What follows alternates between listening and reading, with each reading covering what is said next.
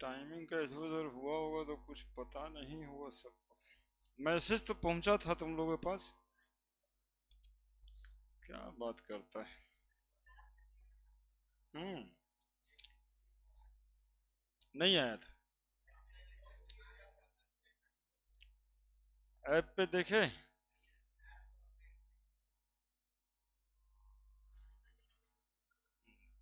App ही पे था ना।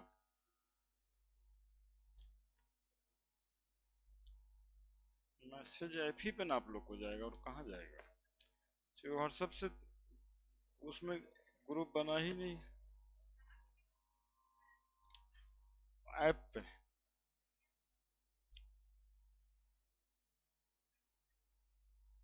ना।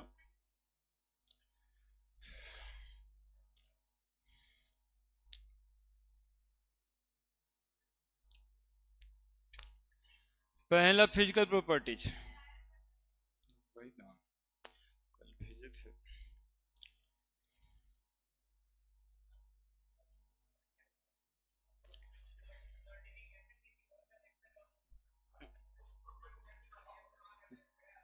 हाँ, गड़बड़ कर देता हूँ।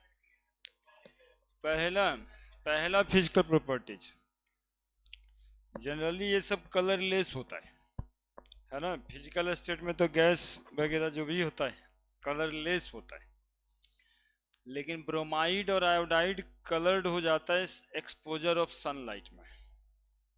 तो लिखिए पहला और काम कर लें जब आए हैं। लिख दीजिए पहला, alkyl halide are colourless. Alkyl halides are colourless when pure.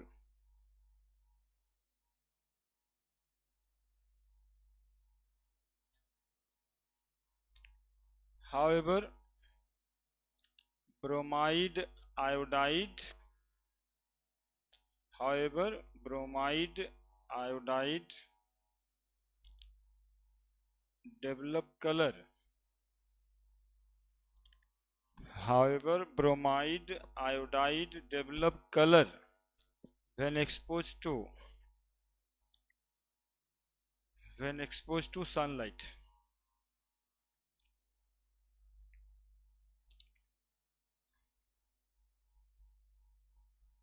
दूसरा, boiling and melting point.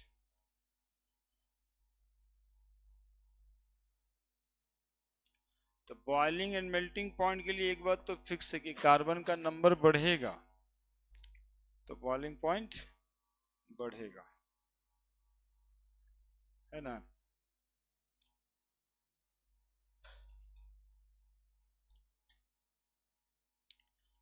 Boiling point increases with number of carbon atom, ऐसे लिखना।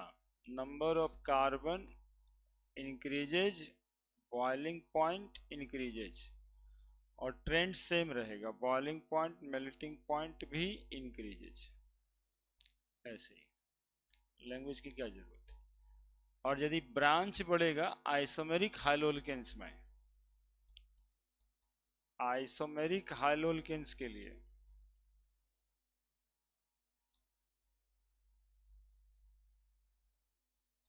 आइसोमेरिक हेलो अल्केन्स के लिए ब्रांच बढ़ेगा तो बॉइलिंग पॉइंट मेल्टिंग पॉइंट घटेगा, है ना। आइसोमेरिक हाइलोल्केन्स में increasing branching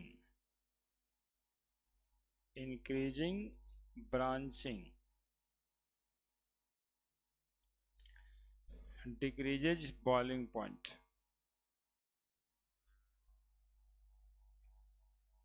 and melting point, है ना। मेल्टिंग बॉइलिंग पॉइंट दोनों क्या हो जाएगा, डिक्रीज करेगा।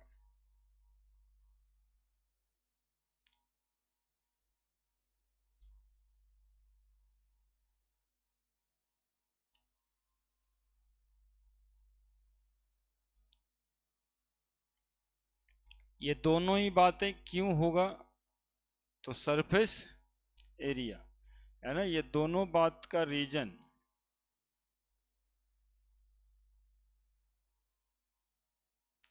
Boiling point directly proportional to surface area.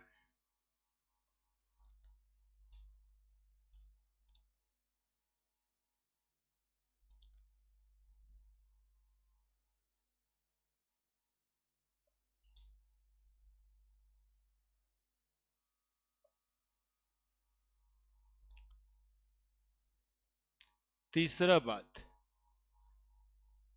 Comparison के लिए दो चीज हुए, अल्कोहल और हाइड्रोकार्बन्स। अल्कोहल से कम और हाइड्रोकार्बन से ज्यादा, क्योंकि हेलोल्केन्स में डाइपोल डाइपोल इंटरेक्शन होगा, है ना। RCl और इधर में X लिख दें, तुम लोग बड़ा आदमी है समझ तो जाएगा ही। अब X लिख देते हैं इधर में, minus plus XR plus minus, तो ये दोनों के बीच डाइपोल डाइपोल अट्रैक्शन। तो डाइपोल डाइपोल के वजह से अल्काइल हैलाइड का बॉइलिंग पॉइंट अल्कोहल से कम और हाइड्रोकार्बन से ज़्यादा, है ना। हाइड्रोकार्बन या अल्कोहल को दिखा दें तो इंटरमॉलिकुलर हाइड्रोजन बॉन्डिंग दिखाना होगा, HOR, है ना। HOR क्या दिखाएंगे, इंटरमॉलिकुलर हाइड्रोजन बॉन्डिंग, है ना। और हाइड्रोकार्बन रख दें साथ में, हाइड्रोकार्बन, तो इसमें कहीं कुछ दिखाई दे रहा है आपको, RH है, कोई डाइपोल तो है नहीं, तो सिर्फ क्या होगा, Van Waal force of attraction, ये Van Waal force of attraction. तो ये तीन बातें हो गया, एक अल्काइल हैलाइड, एक अल्कोहल और एक हाइड्रोकार्बन। ठीक है, तो कंपेरेबल मॉलिक्यूलर मास होगा तो अल्काइल हैलाइड का बॉइलिंग पॉइंट कम होगा किससे, अल्कोहल से, ज्यादा होगा किससे, हाइड्रोकार्बन से। ठीक है, तो ये बात कहाँ लिख दें, लिख दें, ऐसे लिख देते हैं, alkyl halide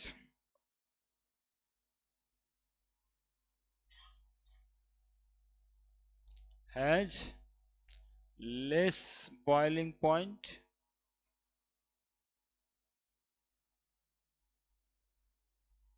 than alcohol while higher boiling point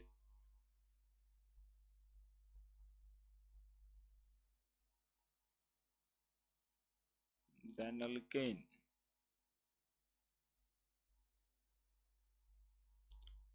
of comparable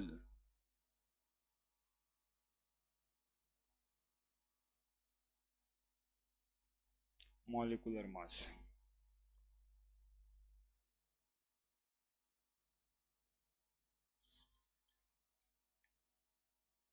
कारण लिखा हुआ है,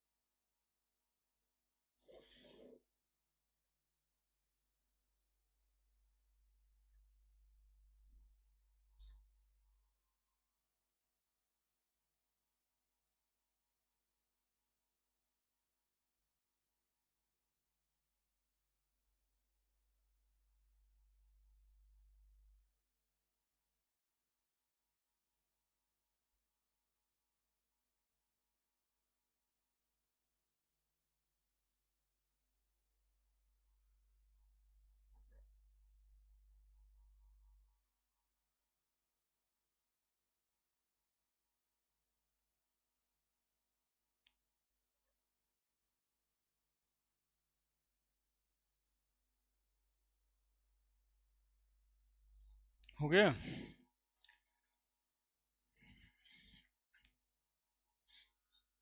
कारण जैसे लिखे उससे हो जाएगा ना आप लोग का काम, लैंग्वेज की जरूरत नहीं ना है।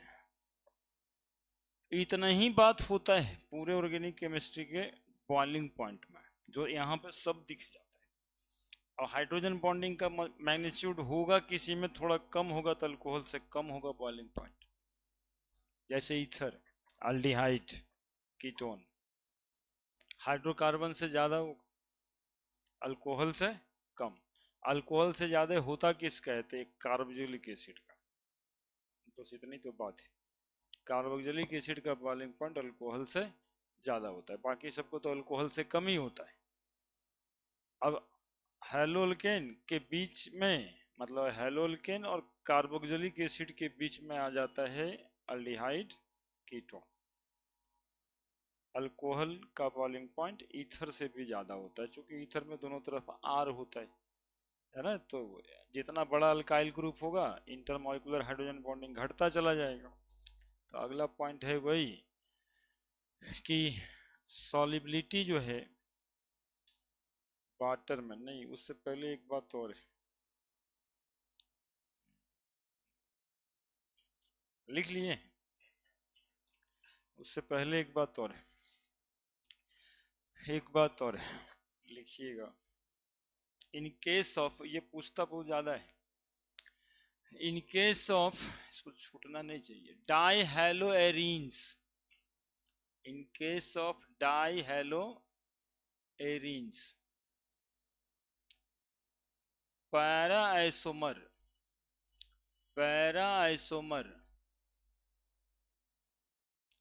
हाँ लिख दो जरा सा उसको, para isomer is more symmetrical, para isomer is more symmetrical, इसको लिख लेना। ये पूरे का पूरा आईआईटी मेडिकल का ही बात है। Para isomer is more symmetrical, so has high melting point, so has high melting point, ऐसे इसको बना लेना नीचे, अकॉर्डिंग टू मेल्टिंग पॉइंट, ये अलग से ही लिखाएगा, क्योंकि ये जो बातें हो रही है सिमेट्री की वजह से हो रही है।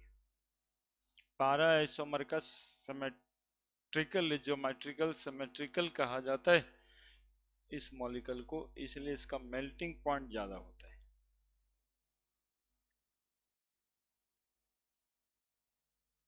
बॉइलिंग पॉइंट ऑलमोस्ट सेम होता है, इसलिए उसमें कोई बात नहीं है। बॉइलिंग पॉइंट ऑलमोस्ट सेम होता है, लेकिन मेल्टिंग पॉइंट पैरा आइसोमर का ज्यादा होता है। पैरा ऑर्थो तब मेटा।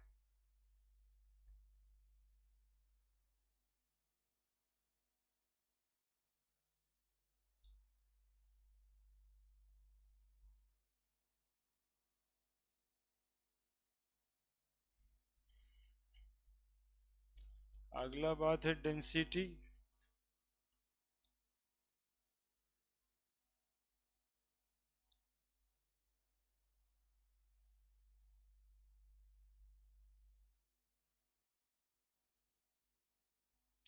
अगला बात है density.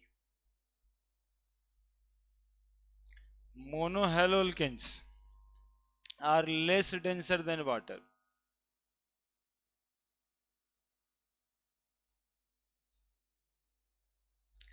less denser than water,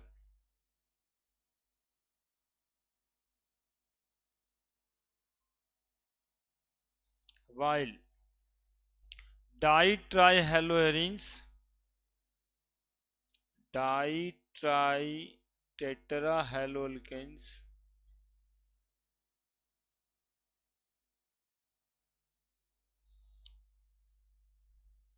bromide iodide ज्यादातर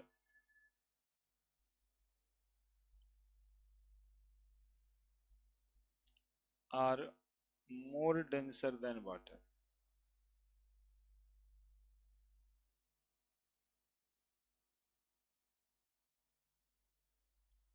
यानी पानी में डूब जाएगा, ब्रोमाइड और आयोडाइड। लेकिन फ्लोराइड क्लोराइड्स जो मोनो वाला है वो नहीं डूबेगा।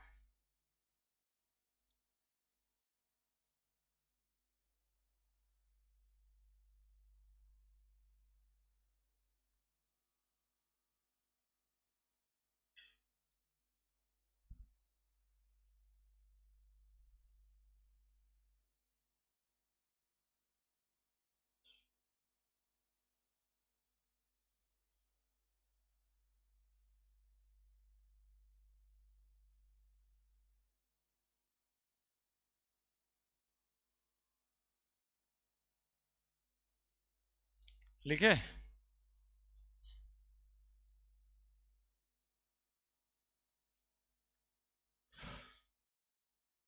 सॉलिबिलिटी, सॉलिबिलिटी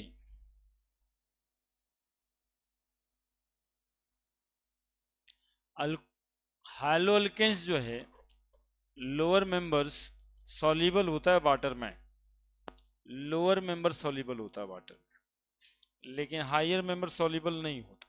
जैसे जैसे कार्बन का नंबर बढ़ेगा सॉल्युबिलिटी घटेगा, है ना। Lower member of halo alkanes, lower members of haloalkanes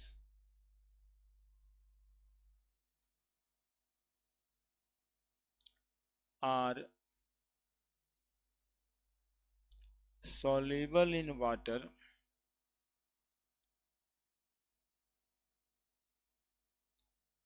while higher members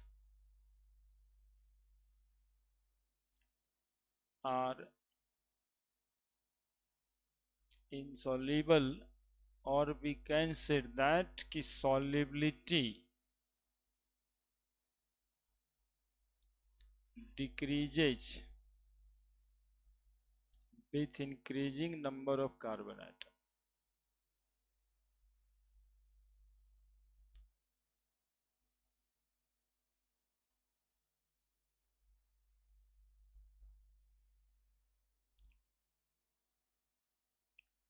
एक बात और पूछेंगे, बताइएगा। हैलोअल्केन और वाटर का जो सॉल्यूशन बनेगा वो राउल्स लॉ से आइडियल सॉल्यूशन बनेगा कि पॉजिटिव डेविएशन होगा कि नेगेटिव डेविएशन होगा। ये बहुत ही इंपॉर्टेंट केस है।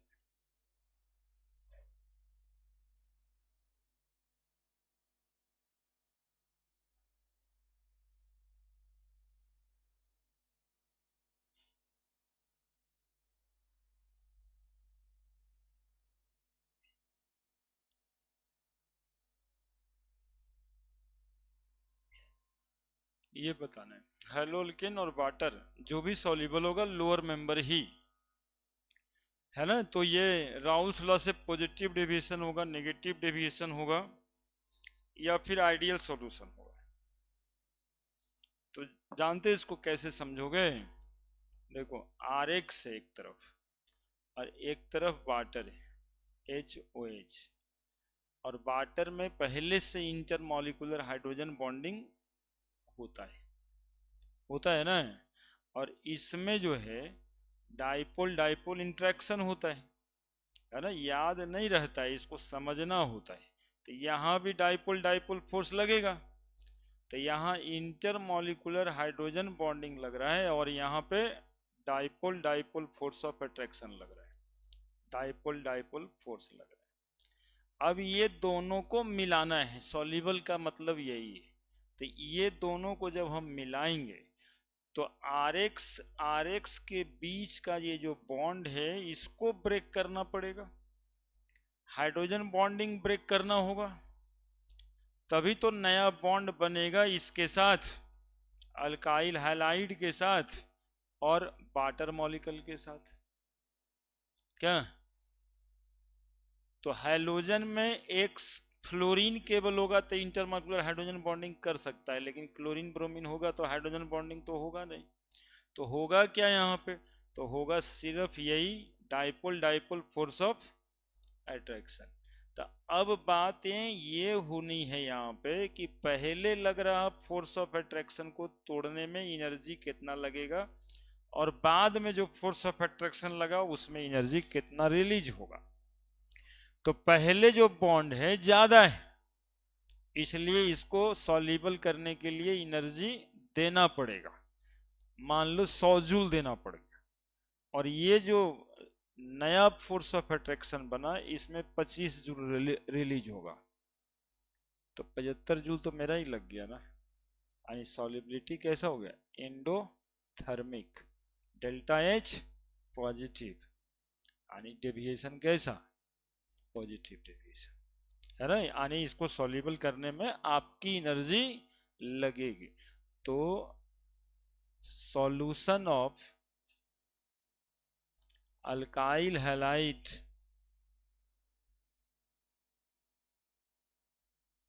And water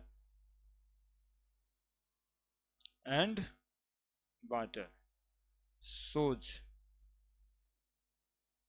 positive deviation from ideal behavior।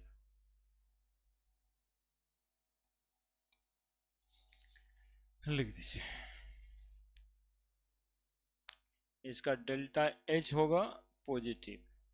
तो एगो बात और था, डेल्टा भी मिक्स भी पॉजिटिव, यानी 150 170 याद करिएगा सॉल्यूशन वाले कॉपी में, है ना। डेल्टा एस पॉजिटिव, और ऐसे ही सवाल में इंट्रोपी भी पूछ देता है ना। तो इंट्रोपी पहले से बढ़ गया है, पहले मॉलिक्यूल ज्यादा कॉम्पैक्ट था, अब कम कॉम्पैक्ट, तो delta S mix negative, entropy decrease किया, है ना। रेंडोमनेस डिक्रीज किया, रेंडोमनेस पहले एकदम कम था अब बढ़ गया, सॉरी रेंडोमनेस पहले फोर्स ज्यादा था, पहले फोर्स ऑफ अट्रैक्शन ज्यादा था दो मॉलिक्यूल के बीच, तो इंट्रोपी कम था, अब फोर्स ऑफ अट्रैक्शन घटा, तो इंट्रोपी इंक्रीज करेगा। इंट्रोपी मतलब रेंडोमनेस होता है ना, इंक्रीज करेगा, है ना। इंट्रोपी मतलब रेंडोमनेस, एक पार्टिकल दूसरे पार्टिकल के इंटरेक्शन में कितना है, ठीक है। और डेल्टा जी पूछ दे तब, डेल्टा जी पूछे तब कुछ कुछ नहीं बोलना चाहिए, यही सब के लिए तो पूछता है। अपने से सॉल्युबल नहीं ना हुआ, आपको एनर्जी देना पड़ा ना सॉल्युबल बनाने के लिए, गर्म करना पड़ा ना। कोई चीज अपने से घुलेगा तो डेल्टा जी नेगेटिव होगा, लेकिन यदि आपको एनर्जी देना है तब वो घुलेगा, तो डेल्टा जी क्या हो गया, पॉजिटिव, नॉन स्पॉन्टेनियस डिसोल्यूशन। सब चीज तो हो ही गया, delta G delta H delta S.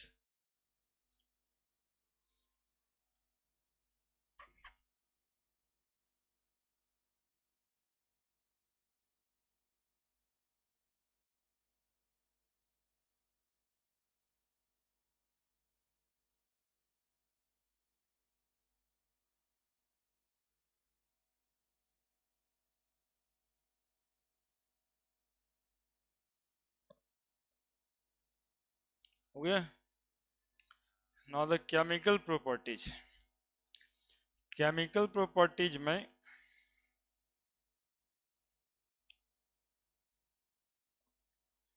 Chemical properties में, हाँ बाबू लो ना।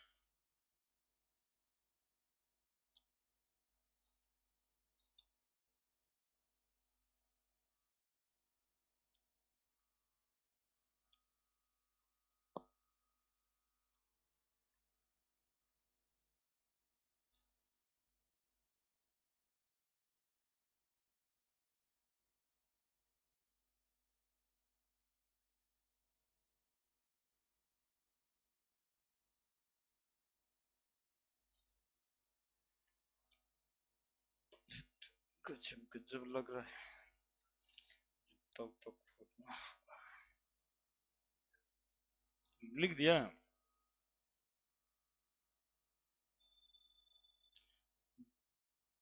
केमिकल प्रॉपर्टीज में तीन तरह का केमिकल प्रॉपर्टीज होता है।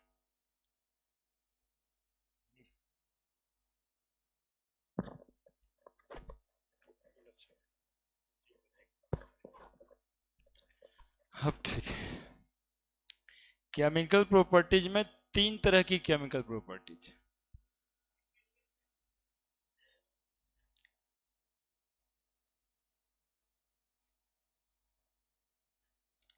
Chemical properties of halo alkanes.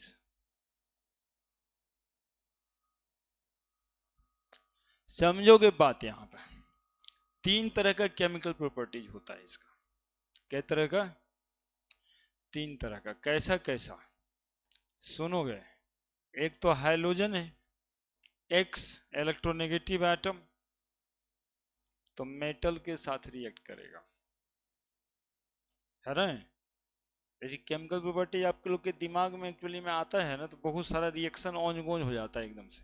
तो पहले उसको रुक करके सोचना चाहिए कि नेचर हमारा क्या है, हाइड्रोजन का एक्स है, तो ये मेटल के साथ रिएक्शन कर जाएगा। सोडियम NaX, पोटेशियम Mg के साथ RMgX, मेटल के साथ रिएक्शन करेगा।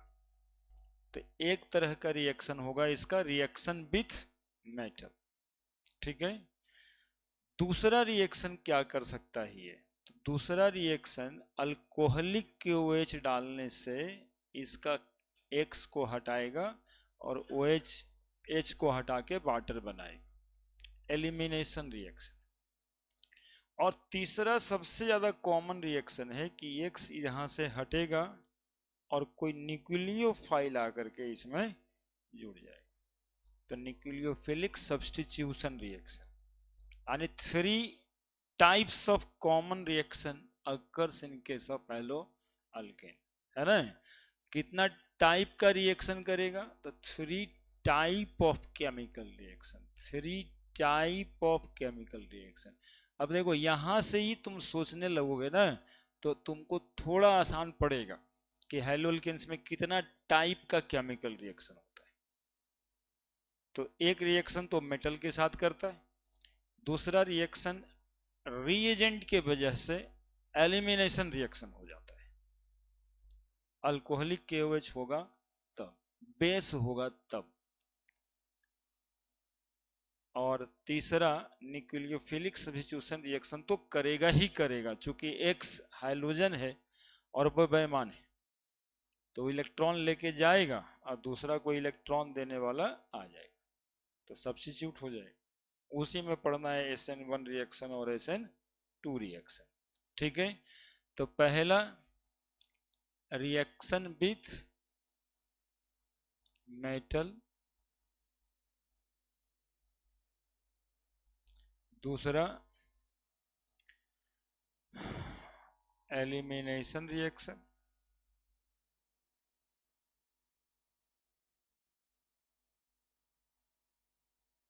और तीसरा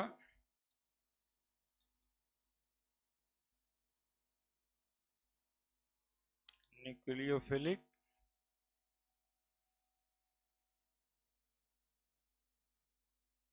सब्स्टिट्यूशन रिएक्शन। तीन तरह का रिएक्शन करेगा, है ना? मुख्यतः तीन तरह का रिएक्शन करता है। तीन हेडिंग में हम लोग को रिएक्शन पढ़ना है। ठीक है।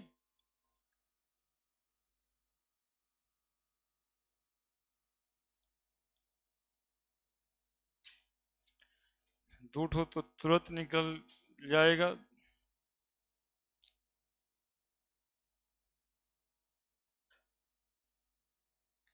मेटल के साथ रिएक्शन पहला देख लेते हैं, लिख लिए?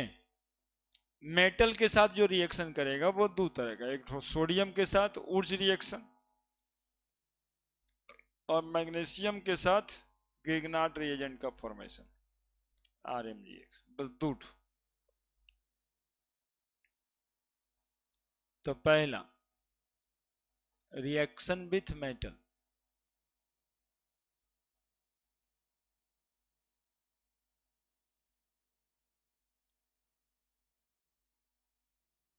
A ऊर्ज रिएक्शन हाल ही फिलहाल में हुआ है ये बात ना। क्या बात हुआ था कि CH3X सोडियम प्लस इधर से भी CH3X 2 एटम सोडियम, तो ये दोनों आपस में इस तरह से जुड़ जाएगा और क्या बनाएगा CH3 यानी अल्केन बना देता।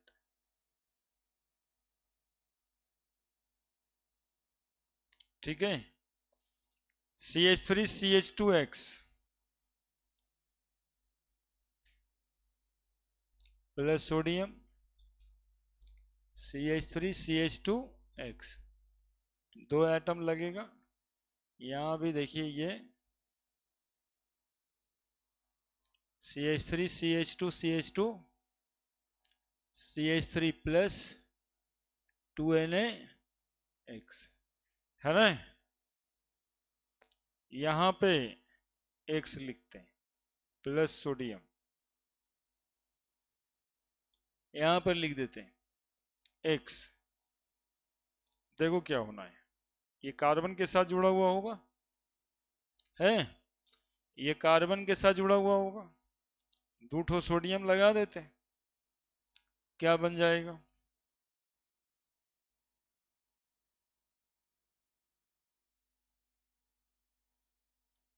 नहीं बन जाएगा प्लस 2Na। क्या even number carbon containing alkane का फॉर्मेशन होगा, odd number carbon containing alkane इससे नहीं बनेगा। यदि आप बनाने की कोशिश करेंगे तो मिक्सचर ऑफ अल्केन्स बन जाए।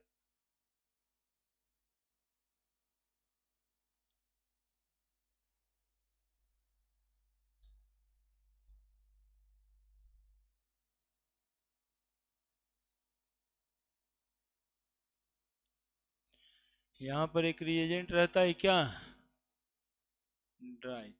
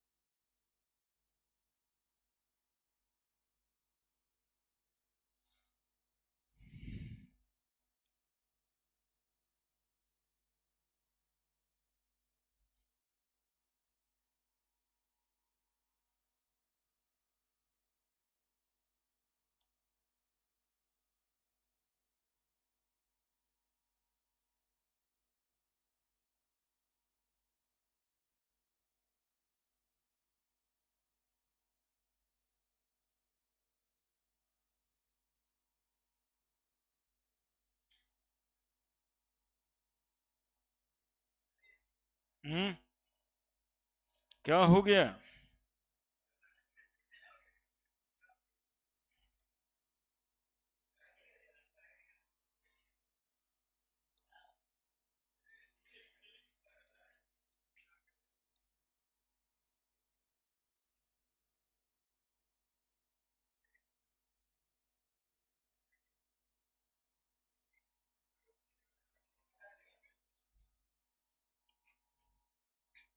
लिखो जल्दी से। पहले रिएक्शन पढ़ना है।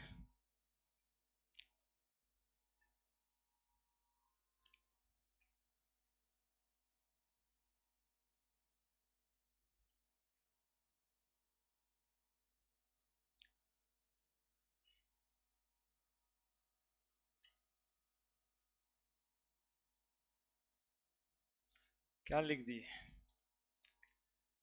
Odd number.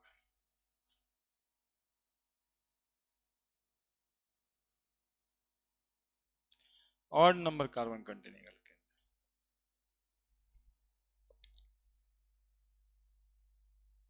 ये हाल फिलहाल में पढ़ाए भी हैं।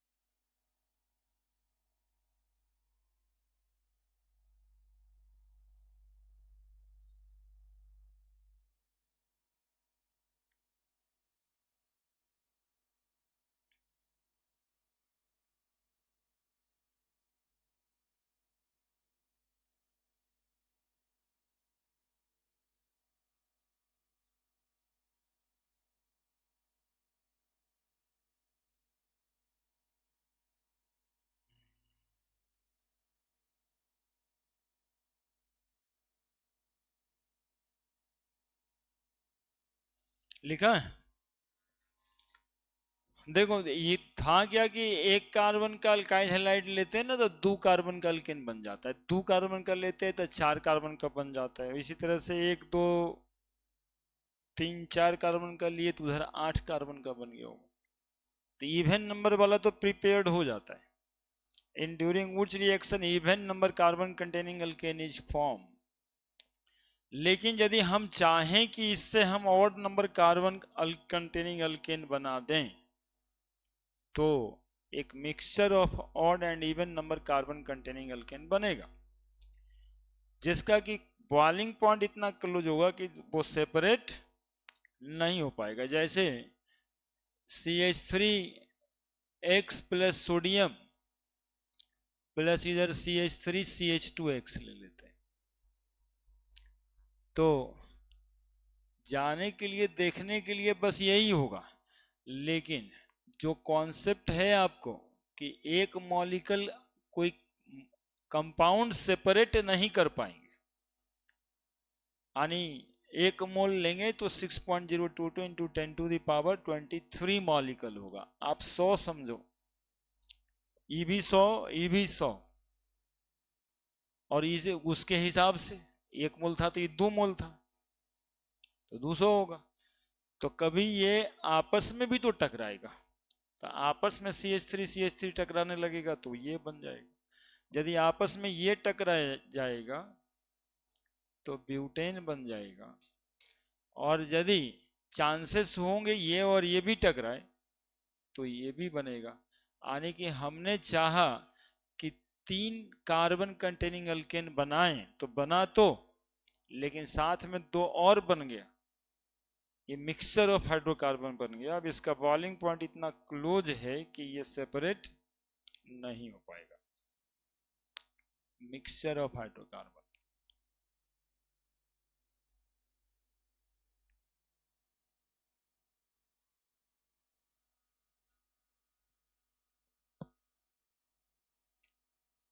जल्दी से लिख दीजिए।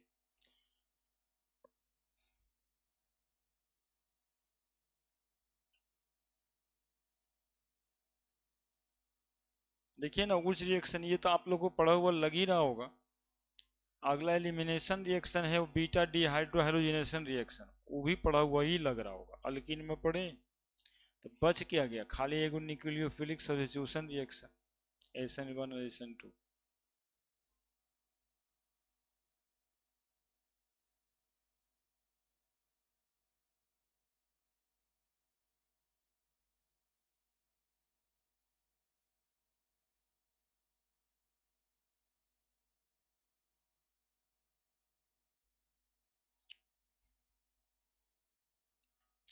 ए के बाद B,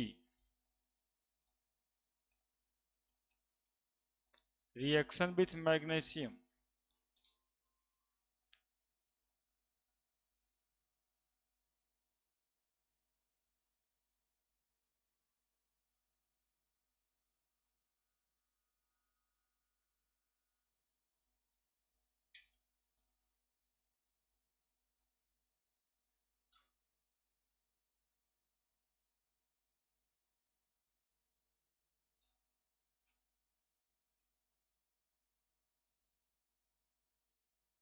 formation of Grignard reagent.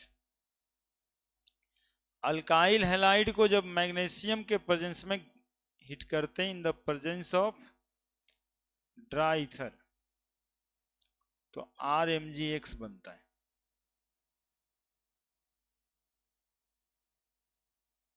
Alkyl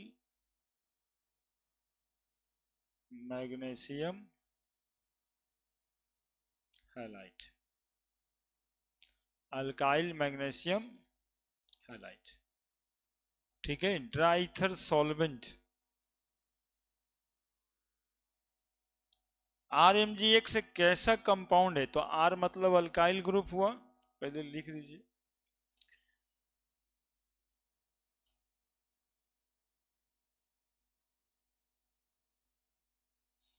alkyl magnesium halide को ही क्या कहते हैं, ग्रिग्नार्ड रिएजेंट कहते हैं। हम तो ग्रिग्नार्ड बाबा कहते हैं, बाबा ही हैं ऑर्गेनिक केमिस्ट्री। इनके बिना कोई मॉलिक्यूल ही नहीं बनता, एक मॉलिक्यूल हर बार बनाते ही हैं ये। तीसरा, इसका एक और नाम दे सकते हैं आप, ऑर्गेनोमेटेलिक कंपाउंड। ये कैसा कंपाउंड है, ऑर्गेनोमेटेलिक, ऑर्गेनोमेटेलिक कंपाउंड। बाबा के नाम से याद रखना है RMgX, कहीं भी लगाते हैं, कोई भी कंपाउंड बनाते हैं, एल्डिहाइड बनाते हैं, कीटोन बनाते हैं, कार्बोलिक एसिड बनाते हैं, अमाइड बनाते हैं, बाबा क्या नहीं करते हैं, अल्केन बना देंगे, इसलिए बाबा है। हर ऑर्गेनिक कंपाउंड के सॉल्यूशन है ये ग्रिग्नार्ड रिएजेंट, है ना। जब कुछ समझ में नहीं आ रहा है, ग्रिग्नार्ड रिएजेंट में पानी डाल दोगे अल्केन बन जाएगा, है ना। क्या डाल दोगे, पानी, HOH, ये अल्केन बन जाएगा, RH + MgOH होल X। ये अल्केन वाला में पढ़ना नहीं था एक्चुअली, में ये पढ़ना है ऐसे कि why Grignard reagent prepared in the presence of dry ether, ये पढ़ना कि अल्का ग्रिग्नार्ड रिएजेंट को ड्राई ईथर में ही क्यों बनाते हैं। तो if in the presence of moist air या moisture, Grignard reagent converted to alkane, है ना। That is why even a trace of water molecule change the Grignard reagent into alkane। सो हम लोग ईथर भी लेंगे और उसमें भी कौन सा ईथर लेंगे, ड्राई ईथर लेंगे। ड्राई कहने का मतलब है वाटर मॉइस्चर कुछ नहीं होना चाहिए, है ना, अदरवाइज ग्रीनार्ड एजेंट प्रिपेयर्ड नहीं होगा, वो अल्केन बन जाएगा फट से, जैसे ही ग्रीनार्ड एजेंट बना अल्केन बन जाएगा।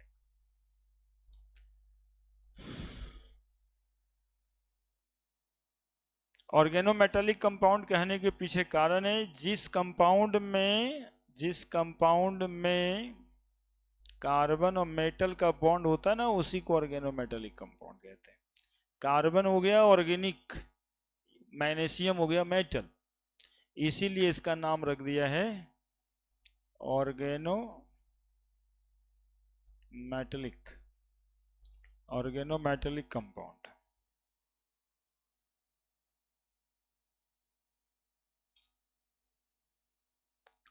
Compound having carbon metal bond, compound having carbon metal bond, ये लिख देना।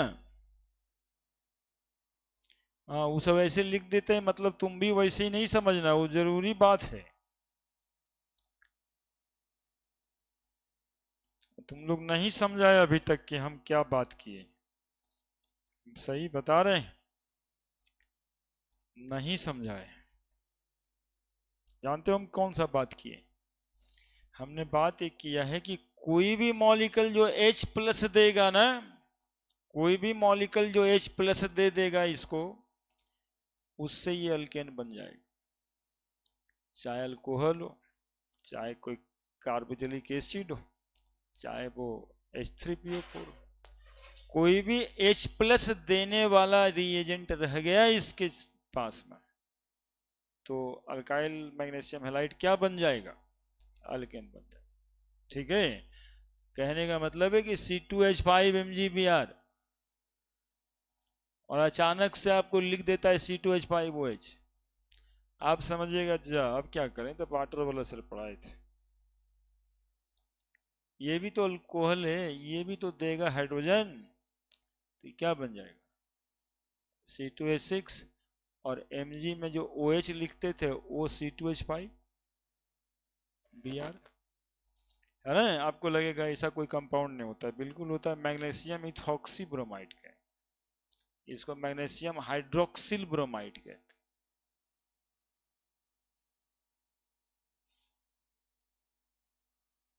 ये कितना इंपॉर्टेंट बात था।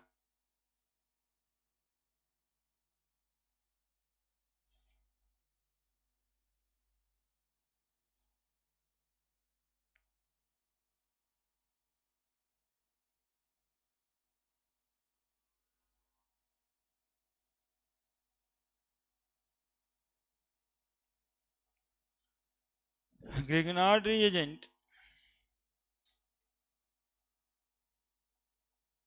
prepared in the presence of dry ether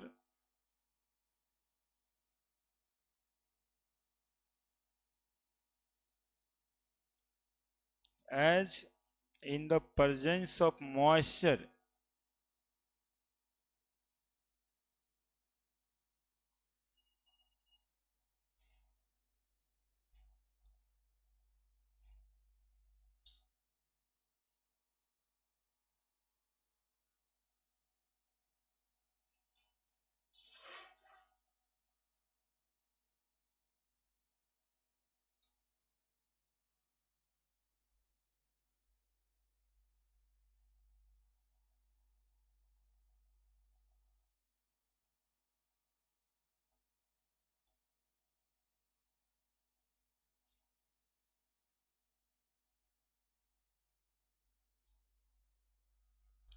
Grignard reagent prepared in the presence of dry ether as in the presence of moisture H plus giving source, then it form alkane.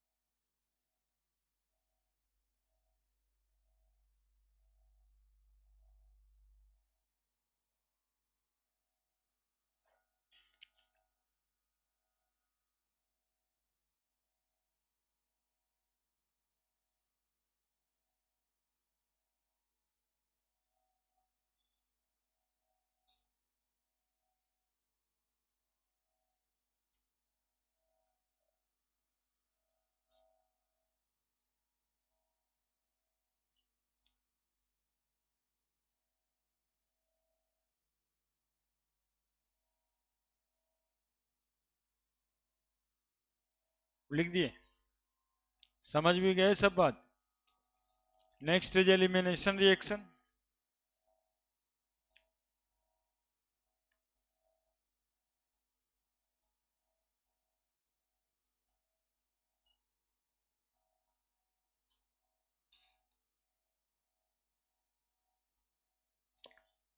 और beta dehydro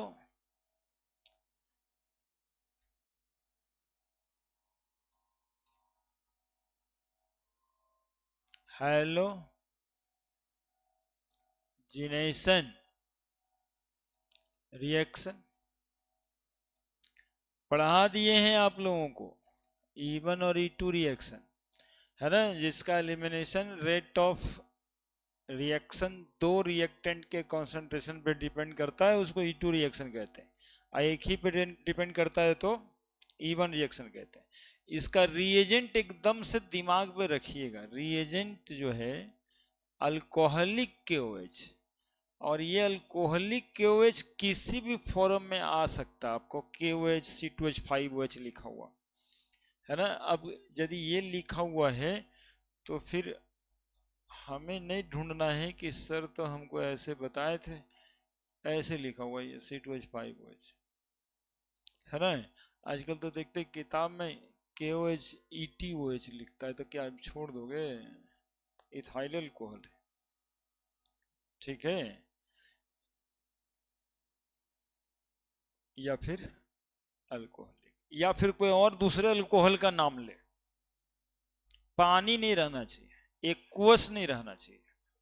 हाँ कुछ हो सकता है, क्योंकि यहाँ reaction कराना है, ठीक है, रिएक्शन कराना है, अल्कोहल चाहिए। अल्कोहल क्या करता है, KOH को न्यूक्लियोफाइल नहीं बेस बनाता है। OH माइनस जो हाइड्रोजन किसी दूसरे का ले ले उसको कहते हैं बेस, और वो OH जो हाइड्रोजन को बाहर करके अपने जुड़ जाए उस OH को कहते हैं न्यूक्लियोफाइल।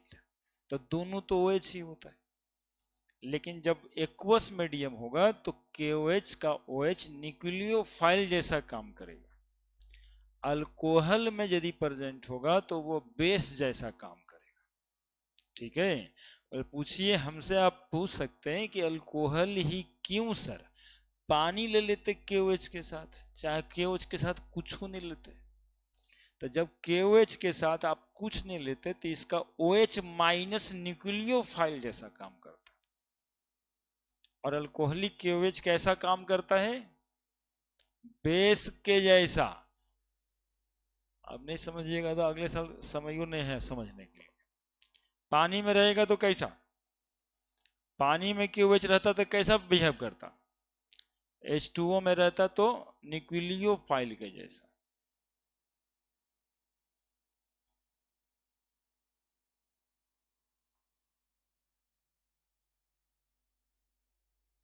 क्योंकि वाटर से खुद ही OH निकला हुआ रहता है, तो ये भी OH देता है, ये भी OH देता है, तो इसका OH न्यूक्लियोफाइल जैसा बिहेव करता है। और इसका भी KOH बेस के जैसा व्यवहार करने का क्या मतलब है? बहुत बार आप लोग शायद सुने हो बेसिसिटी और न्यूक्लियोफिलिसिटी में क्या अंतर है। इतना इतना सिंपल अंतर, इसको बहुत टफ नहीं करना चाहिए। बेस बेस है यार, वो H+ से वाटर निकाल लेगा H+ लेकर के। और यदि एक्वस KOH न्यूक्लियो तब क्या रहता, वो न्यूक्लियोफाइल हो जाता, तब Cl को हटा के OH अपने आता है ना। न्यूक्लियोफाइल के जैसा बोलने का क्या मतलब है? RX का X हटा के OH सब्स्टिट्यूट होना, बस इतने ही से बात के लिए कंफ्यूजन रहता है। और बेस का है तो क्या मतलब है? OH माइनस H+ के साथ क्या बनाना, वाटर बनाना, वाटर फॉर्म करना, बस इतना ही मतलब है, और कुछ नहीं है। अब रिएक्शन तो तुम लोग जानता है, मैकेनिज्म वगैरह सब लिख दिए, पता है ना? अरे पता है ना? आया 1 घंटा समय दिए होंगे इसमें। अल्कोहलिक के OH क्या होगा? ये अल्फा कार्बन, ये बीटा कार्बन, यहाँ से हाइड्रोजन निकल जाएगा, आई डबल बॉन्ड बन जाएगा इस पे, तो ये बना देता है CH2 double bond, CH2 plus KBr plus H2। और सेटजेफ रूल लगता है, पुअर बिकम पुअरर वाला सेटजेफ रूल लगता जिसमें कम हाइड्रोजन है ना। CH3CH यहाँ पर Br ले देते हैं और CH3 यहाँ ले लेते हैं। ऐसे केस में लिखेगा जैसे अल्फा कार्बन है और इसके अगल बगल में दोनों जगह पे क्या रहे, बीटा, तो यहाँ रूल की जरूरत है। और रूल की जरूरत होने का कारण भी बताएं, फॉर्मेशन ऑफ कार्बोकेटाइन। यहाँ पे अल्कोहलिक KOH रहेगा तो मेजर जो प्रोडक्ट बनेगा वो ये बनेगा CH3CH डबल बॉन्ड CH3। कारण था more symmetrical alkene is more stable. CH3CH2 CH double bond CH2, ये मेजर और ये माइनर। इसमें ढेर सारा रिएक्शन किए हम लोग, रिंग उंग वाला सब किए। लिखिए सर, केवल याद दिला रहे हैं, 2 बार हो गया बस इतने ही देर में, रिवीजन टाइप। हाँ, जो बैच पहला दिन आया उनके लिए पहला बार है।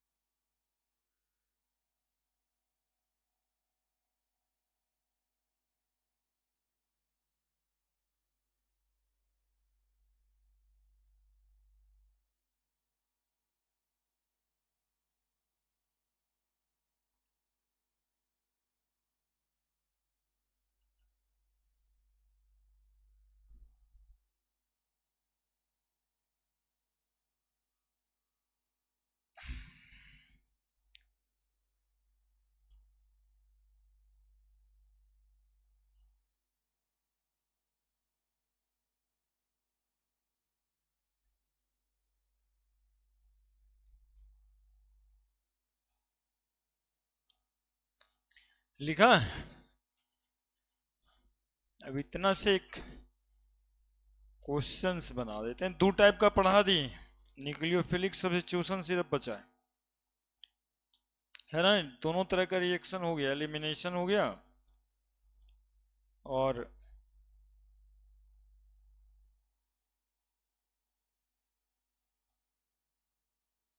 इलेक्ट्रोफिलिक सब्स्टिट्यूशन हेलोरिन्स में पढ़िएगा क्या, लिख देते हैं।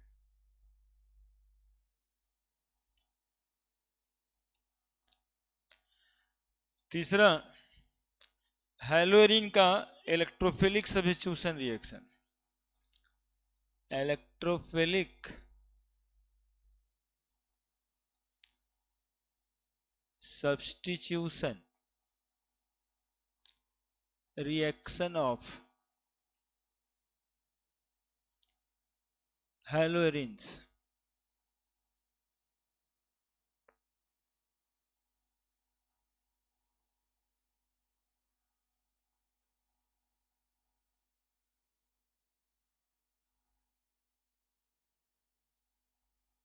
देखो, क्लोरीन में रेजोनेंस होगा, क्लोरीन लगा दिए यहां पे तो रेजोनेंस होगा, नहीं होगा जी। तो इसमें पार्शियल डबल बॉन्ड कैरेक्टर ये ऑर्थो पर, पैरा पे आ जाएगा, फिर कहाँ जाएगा, ऑर्थो पे। यानी इलेक्ट्रॉन डेंसिटी यहाँ पे पड़ेगा, या यहाँ पे पड़ेगा, या यहाँ पे पड़ेगा। तो ऑर्थो पारा सब्स्टिट्यूशन रिएक्शन तो बहुत कॉमन टाइप ऑफ रिएक्शन होगा इसमें। अब तुम लोग खाली याद रखते जाओ और क्या। Plus Cl2 in the presence of FeCl3, Lewis acid क्या इलेक्ट्रोफाइल बनाएगा? बोलते जाना, बोलेगा तभी मन लगेगा, नहीं तो हमको लग रहा है कि सब तो पढ़ावे हुआ ही है। Cl और ये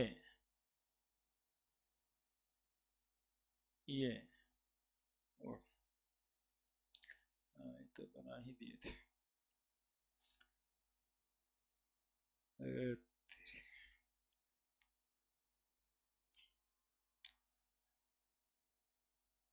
क्या, कौन सा इलेक्ट्रोफाइल बना, कौन सा इलेक्ट्रोफाइल बना, फिर नहीं बोल रहा है,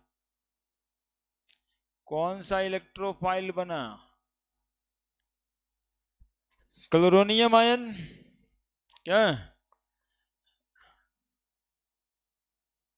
HCl निकलेगा। दूसरा,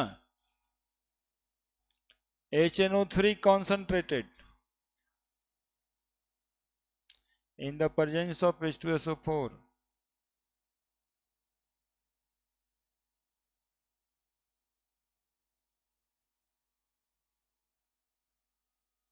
NO2,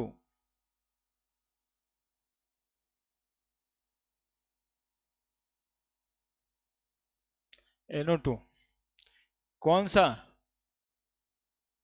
इलेक्ट्रोफाइल, कौन सा? NO2 plus plus H2SO4 concentrated, क्या बनेगा?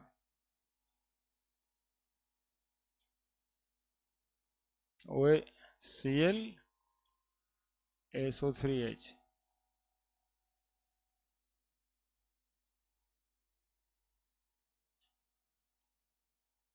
SO3H।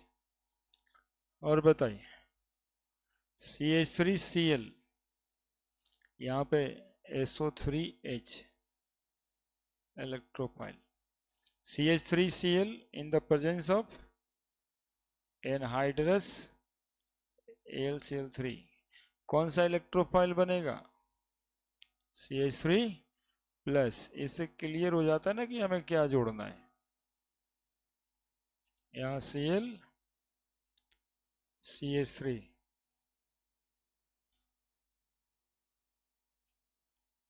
Cl CH3 plus CH3 CO Cl anhydrous AlCl3, Friedel Crafts acylation reaction.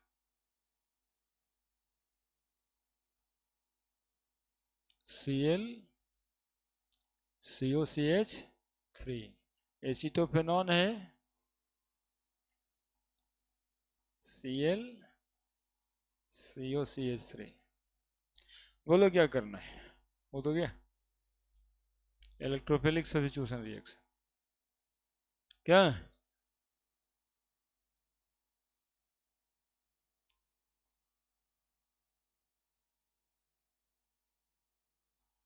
Electrophile है। इसमें निकलेगा -H2, इसमें भी निकलेगा -H2, इसमें निकलेगा -HCl और इसमें भी निकलेगा -HCl। यही 5 तो होता है इलेक्ट्रोफिलिक सब्स्टिट्यूशन। केवल न्यूक्लियोफिलिक सब्स्टिट्यूशन रिएक्शन बचता है। इस चैप्टर खत्म कर दिया। एक रिएक्शन और बच रहा है, मतलब पूरा नहीं।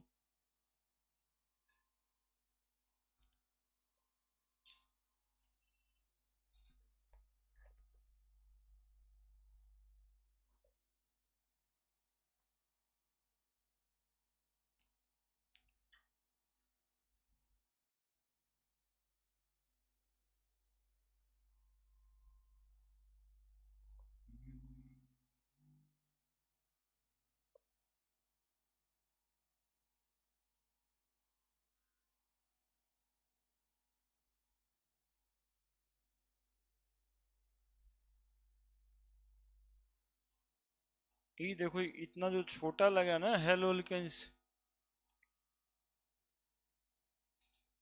12th में 2-3 महीना पढ़ाते हैं चैप्टर, इसमें 3 दिन, एक दूसरा ही दिन है आज और तीसरा दिन लग रहा है कि साफ।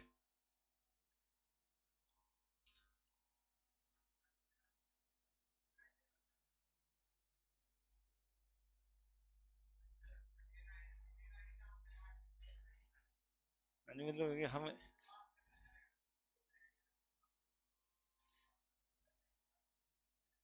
ऐसा थोड़े, वो ऐसा नहीं होता बट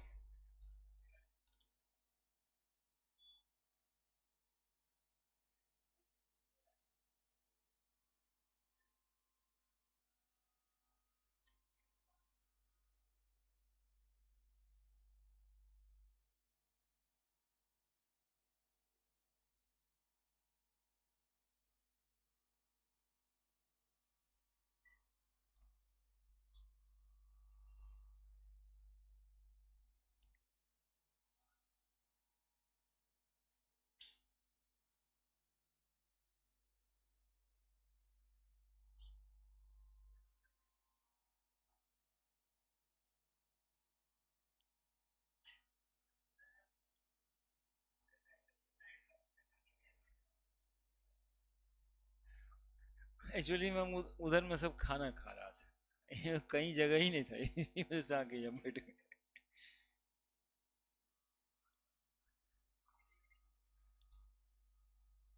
हाँ तो थोड़ा सा डांस किए, कार्रवाई भी किया है, छोड़ा थोड़े है।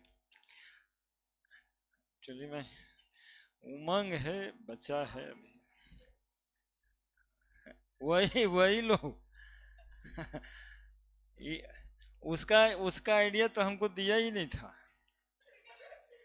हम तो सोचे 4 बजे एड्रेस करके खाना पीना हो जाएगा, तो यहाँ तो 1 बजे 2 बजे पढ़ा के गए, उसके बाद तो सब डीजे उजे ले ही आया और अपने से सब ले आया पूरा ना, सब अपने, केवल उसको परमिशन चाहिए था। बाद में मांग लिया कि कुछ दे दीजिए सर खर्चा हो गया वो लेके गया, लेकिन वो इंतजाम सब अपना ही करके टाइट था अबे हाँ वो सब घर ही का था। एक तो वो बचवे था ना, वो पढ़ता ही था।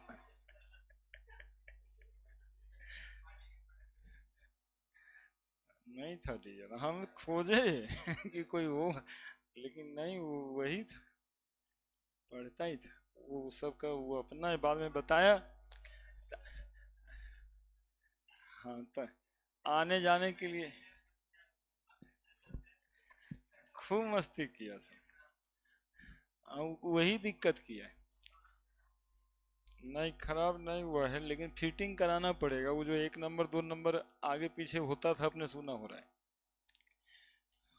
वो थोड़ा सा इधर उधर कर दिया है। हाँ वो करा लेंगे। इतनी खुश था ना सब कि कुछ बोलने का जरूरत ही नहीं। हाँ, कॉन्फिडेंस से लवरेज।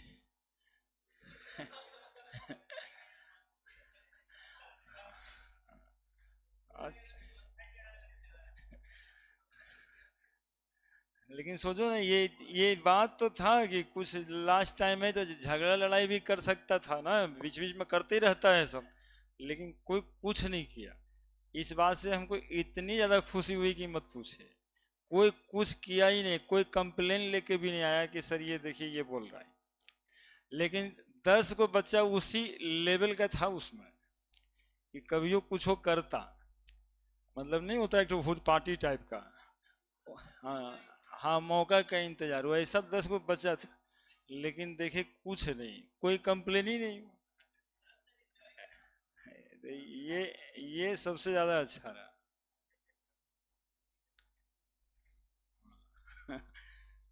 ये बढ़िया रहा। तो सब, अरे हम लोग को डरते हैं इसी सब से ना कि मारा पीटी करने लगता है सब आपस में, बग्गे झक कर लिया, नीचे उतर देख लेते हैं, वो लड़का बुला लिया पांच, वो बुला लिया, ये करता कौन सी है? मार पीट थोड़े करता है। वो बुलाया, वो बुलाया, फिर एगो दोनों में से कोई कॉमन निकलेगा, अरे यार जाओ जाओ जाओ, जाओ। इतना ही तो होना है। तो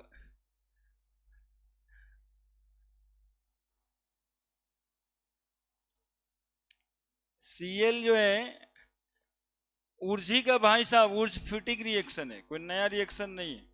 सोडियम लगा दिए यहाँ पे, यहाँ पे क्या करेंगे, CH3 + 2 NaCl, बात खत्म। ड्राई ईथर रहेगा।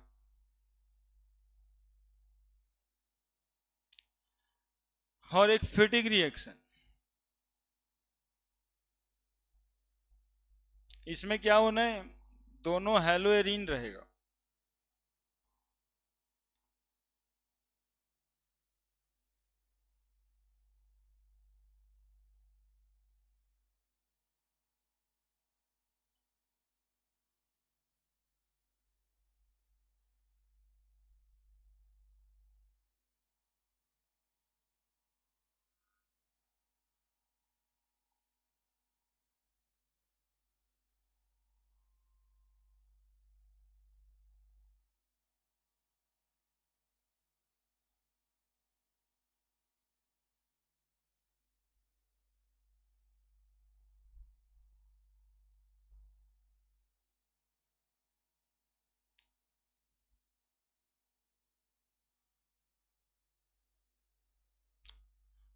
हो गया, बस एक रिएक्शन बच गया, न्यूक्लियोफिलिक सब्स्टिट्यूशन रिएक्शन। बाकी SN1 SN2 समझा के ढेर सारा क्वेश्चन करवा देंगे अगले दिन।